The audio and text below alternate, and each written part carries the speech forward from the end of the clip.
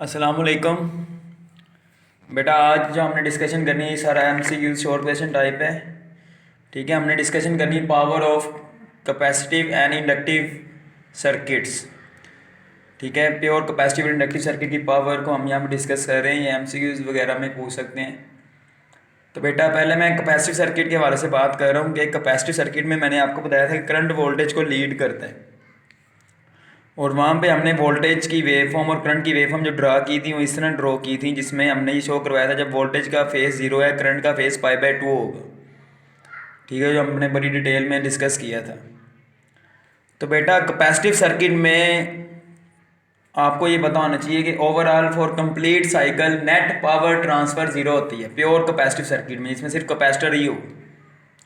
क्यों? क्योंकि आप देखें यहाँ पे अगर मैं वोल्टेज को 4 हिस्सों में डिवाइड करता हूँ, ये कंप्लीट साइकिल को 4 क्वार्टर्स में, तो पावर का फॉर्मूला आपको पता है ना, VI होता है। तो पहले क्वार्टर में आप देखें वोल्टेज भी पॉजिटिव है, करंट भी पॉजिटिव है, तो पावर पॉजिटिव आएगी। यानी फर्स्ट क्वार्टर में जब कैपेसिटर की चार्जिंग हो रही है तो कैपेसिटर को एनर्जी सप्लाई की जा रही है। लेकिन सेकंड क्वार्टर में वोल्टेज पॉजिटिव है लेकिन करंट नेगेटिव हो गया, तो सेकंड क्वार्टर में पावर नेगेटिव होगी। इसका मतलब क्या है कि सेकंड क्वार्टर में हमने जो एनर्जी हमने फर्स्ट क्वार्टर में प्रोवाइड की थी वो हमें वापस मिल जाएगी। थर्ड क्वार्टर में दोनों नेगेटिव हैं, तो दो रकम नेगेटिव में मल्टीप्लाई करें तो आंसर पॉजिटिव में आता है। यानी थर्ड क्वार्टर में हम दोबारा फिर क्या करें, एनर्जी सप्लाई करें। पावर का मतलब ही ये होता है एनर्जी पर सेकंड। तो थर्ड क्वार्टर में पावर पॉजिटिव आने का मतलब क्या है कि थर्ड क्वार्टर में हम दोबारा फिर क्या करें, पावर सप्लाई करें। ठीक है, लेकिन फोर्थ क्वार्टर में पावर फिर नेगेटिव होगी, क्योंकि एक क्वांटिटी पॉजिटिव एक नेगेटिव है, तो फोर्थ क्वार्टर में पावर नेगेटिव आएगी। मतलब कि फोर्थ क्वार्टर में हमें जो हमने एनर्जी थर्ड क्वार्टर में प्रोवाइड की हमें इन रिटर्न वापस मिल गई है। तो overall for complete cycle net power transfer is 0। Net power transfer is 0 in capacitive circuit. Similarly inductive circuit में भी for complete cycle net power transfer 0 होती है। उसमें बस ये है कि वोल्टेज लीड कर रहा होता है। तो उसमें भी अगर आप कंप्लीट साइकिल के लिए इसके 4 क्वार्टर्स बनाएं तो पहले क्वार्टर में क्या होगी, पावर पॉजिटिव, सेकंड में नेगेटिव, थर्ड में फिर पॉजिटिव, फोर्थ में फिर नेगेटिव। तो यहाँ पे भी एक क्वार्टर में जब करंट बढ़ रहा है एनर्जी सप्लाई की जा रही है। ठीक है, इंडक्टर में एनर्जी से स्टोर हो रही है। लेकिन दूसरे क्वार्टर में हमारे पास एनर्जी क्या होगी, हमें पावर नेगेटिव हो जाएगी। मतलब कि दूसरे क्वार्टर में हमें जो एनर्जी स्टोर की हुई थी इंडक्टर में करंट इंक्रीज करने के दौरान हमें इन रिटर्न वापस मिल जाएगी।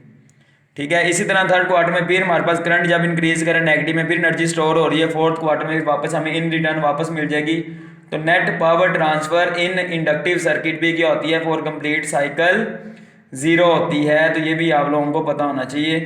तो प्योर इंडक्टिव और प्योर इंडक्टिव सर्किट में net power transfer in pure capacitive inductive circuit जो है वो 0 होती है। प्योर कैपेसिटिव प्योर इंडक्टिव से मुराद ये है कि सिर्फ कैपेसिटर या इंडक्टर कनेक्टेड है with alternating current source.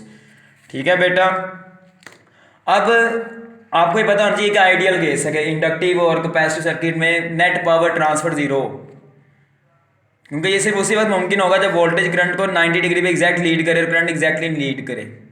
In reality ऐसा नहीं था, रियल में थोड़ा बहुत ये अदर देन 90 हो सकता है। तो in real case net power transfer थोड़ी बहुत होती है। ठीक है, तो आइडियलिस्टिक बात है। और आपको पता होना चाहिए ऐसे थ्रू इंडक्टर के आखिरी पैराग्राफ में उसने यही बातें डिस्कस की हुई हैं। उसमें थोड़ी एक मिस्टेक है, उसने शायद कह दी सेकंड क्वार्टर में करंट पॉजिटिव है, voltage current negative, voltage positive कह दिया। हालांकि ऐसा नहीं है, सेकंड क्वार्टर में करंट पॉजिटिव वोल्टेज नेगेटिव है। और उसने ये बताया हुआ है कि इंडक्टर, क्योंकि पूरे एक कंप्लीट साइकिल में नेट पावर डिसिपेशन उसमें 0 होती है, इसलिए हम इंडक्टर को यूज करते हैं in alternating circuit to oppose current without any power dissipation. ठीक है, और जब हम इंडक्टर को इस मकसद के लिए इस्तेमाल करते हैं इसे हम चौक भी कहते हैं, CHOKE, चौक भी कहते हैं। तो ये आखिरी पैराग्राफ में लिखा है, वो आप पढ़ लीजिएगा। इसमें MCQ ये बनता है कि इंडक्टर को हम ऐसी सर्किट में किस लिए यूज़ करते हैं, ऑल्टरनेटिव करंट को बढ़ाने के लिए, काम करने के लिए, या कंट्रोल करने के लिए। तो आपने कहना है कंट्रोल करने के लिए, कि हम इंडक्टर की इंडक्टेंस को वेरी करके या फ्रीक्वेंसी ऑफ द सोर्स को वेरी करके क्या कर सकते हैं, उसकी जो अपोजिशन टू AC है वो वेरी कर सकते हैं। लेकिन आपको पता होना चाहिए कि इंडक्टर जो है वो AC को अपोज करता है without power dissipation in ideally, लेकिन रियलिटी में थोड़ी पावर डिसिपेट करता है वो। जबकि रेजिस्टर जो होता है ना, वो पावर डिसिपेशन करके करंट को कंट्रोल करता है। इसलिए in alternating circuit inductor is much better than resistor. ठीक है, अब पावर ऑफ एसी सर्किट हम यहाँ पे डिस्कस कर रहे हैं इन जनरल, उसको हम कैसे कैलकुलेट करते हैं। तो पावर ऑफ एसी सर्किट का हम जनरल फॉर्मूला जो यूज़ करते हैं वो है वी आई कॉस थीटा, ठीक है, किसी भी सर्किट के लिए। तो बेटा एसी सर्किट में पावर को कैलकुलेट करने के लिए हम जो फॉर्मूला यूज़ करते हैं वो है V I cos theta. Theta यहाँ पे phase difference between voltage and current, और कॉस थीटा को हम पावर फैक्टर भी कहते हैं, जो अक्सर बोर्ड में एमसीक्यूज में आता है कि पावर फैक्टर हम किसे कहते हैं, साइन थीटा, कॉस थीटा या टेन थीटा, तो कॉस थीटा। अब बेटा पावर का ये जो फॉर्मूला है वी आई कॉस थीटा, इसको मैं दो हिस्सों में स्प्लिट करके लिख सकता हूँ, voltage into I cos theta. यानी पावर हमारे पास बराबर होती है वोल्टेज को मल्टीप्लाई कर देना है करंट का कंपोनेंट जो वोल्टेज के पैरेलल है। कि फॉर एग्जांपल कोई भी ऑल्टरनेटिंग सर्किट है, उसमें ये करंट और ये वोल्टेज की वेक्टर डायग्राम है और इनके दरमियान फेज डिफरेंस थीटा है। तो यहाँ पे करंट का वो कंपोनेंट जो वोल्टेज के पैरेलल है वो आई कॉस थीटा होगा, क्योंकि वो हॉरिजॉन्टल कंपोनेंट है और हॉरिजॉन्टल के लिए हम कॉस यूज़ करते हैं, जैसा कि आप फर्स्ट ईयर में पढ़ चुके हैं।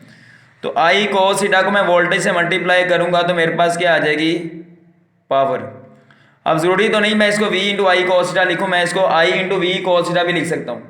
तो इस केस में पावर जो है वो किसके बराबर होगी, current into component of voltage parallel to current. यानी कि वोल्टेज का आप कंपोनेंट अगर करंट पे ड्रा करो तो वो वी कॉस थीटा होगा, पैरेलल कंपोनेंट। तो आप चाहे वी कॉस थीटा को i से मल्टीप्लाई करो, चाहे आई कॉस थीटा को v से मल्टीप्लाई करो, आंसर सेम ही आएगा पावर का। तो ये दो डिफरेंट वेज हैं पावर ऑफ एसी सर्किट को डिफाइन करने के, ठीक है। अब यहाँ पे ना फॉर रेजिस्टिव सर्किट वोल्टेज और करंट दोनों पैरेलल होते हैं, तो लिहाजा वहां पे फेज डिफरेंस जीरो हो जाएगा। तो आप यहाँ पे cos जीरो पुट करो अगर वी आई cos थीटा वाले फॉर्मूले में, तो cos जीरो 1 हो जाएगा। तो वी आई बराबर, यानी कि रेजिस्टिव सर्किट में पावर मैक्सिमम होती है और वो वी आई के बराबर होती है। ये एमसीक्यूज भी आता है कि रेजिस्टिव सर्किट में पावर फैक्टर की वैल्यू कितनी होती है, 1 होती है, क्योंकि cos जीरो क्या होता है 1। जबकि कैपेसिटिव और इंडक्टिव सर्किट में पावर जीरो होती है, क्योंकि कैपेसिटिव और इंडक्टिव सर्किट में फेज डिफरेंस 90 होता है, cos 90 जीरो हो जाएगा। तो एमसीक्यूज भी आ सकता है पावर फैक्टर क्या होता है कैपेसिटिव या इंडक्टिव सर्किट का, आपके ना सर जीरो होता है। और कैपेसिटिव और इंडक्टिव सर्किट में पावर जो है वो किसके बराबर हम लिखते हैं, ठीक है, जीरो के बराबर हम लिखते हैं। और वो कैसे आई है, क्योंकि वहाँ पे cos 90 जीरो के बराबर आ जाएगा। एक तो लॉजिकल रीजन मैंने अभी साइकिल्स के लिहाज से बताई है ना, ठीक है। तो आपको इसका आइडिया होना चाहिए कि पावर ऑफ एसी सर्किट जो है हम किस तरह कैलकुलेट करते हैं, शॉर्ट क्वेश्चन के तौर पे आ सकता है, ठीक है। तो आज का लेक्चर से यहाँ पे ही मैं कंप्लीट कर रहा हूँ, ठीक है। ये शॉर्ट क्वेश्चन टाइप ही है। पावर ऑफ कैपेसिटिव और इंडक्टिव सर्किट मैंने पहले डिस्कस की है, जो एमसीक्यूज के वाले से पता होना चाहिए आपको। एसी थ्रू इंडक्टर वाले टॉपिक की आखिरी पैराग्राफ में ये बातें उसने सिर्फ इंडक्टर के लिए डिस्कस की हैं, लेकिन मैंने कैपेसिटर के लिहाज से भी आपको बता दी है, ठीक है। उसमें से एमसीक्यूज जो बनता है वो भी मैंने आपके साथ डिस्कस कर दी है, ठीक है। लेकिन मैंने आपको बता रहा हूँ ये आइडियल केस है कि इंडक्टर या कैपेसिटर ओवरऑल पूरे कंप्लीट साइकिल में कोई पावर डिसिपेट ना करें। और आपको याद है मैंने इंडक्टर वाले टॉपिक में आपको कहा था इसकी रेजिस्टेंस निग्लिजिबल होनी चाहिए। वो हम इसलिए कहते हैं रेजिस्टेंस निग्लिजिबल अगर होगी तो फिर सर्किट प्योरली इंडक्टिव होगा, फिर ही वोल्टेज बिल्कुल एग्जैक्ट 90 डिग्री पे करंट को लीड करेगा, फिर ही हमारे पास नेट पावर डिसिपेशन जीरो आ सकेगी। तो हम आइडियलिस्टिक बात करने के लिए रेजिस्टेंस को निग्लिजिबल कह रहे थे ताकि नेट पावर डिसिपेशन ना हो सके, ठीक है बेटा। तो आज का लेक्चर यहाँ पे कंप्लीट होता है, आप इसको अच्छे से स्टडी कीजिएगा। बाकी पावर ऑफ एसी सर्किट अगर शॉर्ट क्वेश्चन में है तो आप एज इट इज से लिख के जस्टिफिकेशन दे देना, इसमें एमसीक्यूज अक्सर बनते हैं। कल इंशाल्लाह हम आरसी आरएल सर्किट डिस्कस करेंगे। आज के लिए इतना ही है, अल्लाह हाफिज़।